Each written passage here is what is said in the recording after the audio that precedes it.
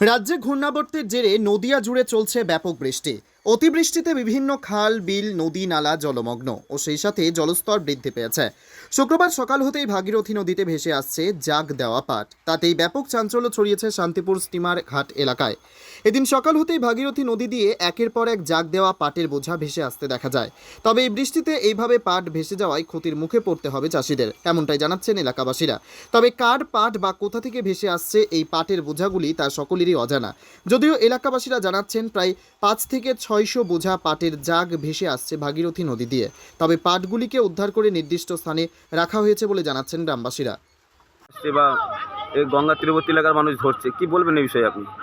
এটা যার ক্ষতি হয়েছে তার বিশাল ক্ষতি হয়েছে, মানে যার যার পাট সে তো মানে মাথায় হাত দিয়ে বোঝা যাচ্ছে।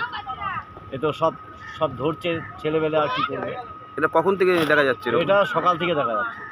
কতগুলো জাগ এরকম ভাসতে পারে বলে মনে হয়? ও প্রায় 500 তো বটেই। কোথা থেকে আসছে জাগ একের পর এক? জানা যাচ্ছে না কোথা থেকে আসছে। এই জায়গাটা কোথায়?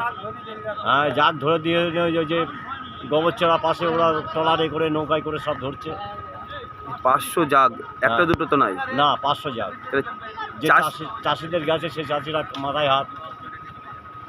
নদিয়া থেকে কমল দত্তের রিপোর্ট, পিবি নিউজ।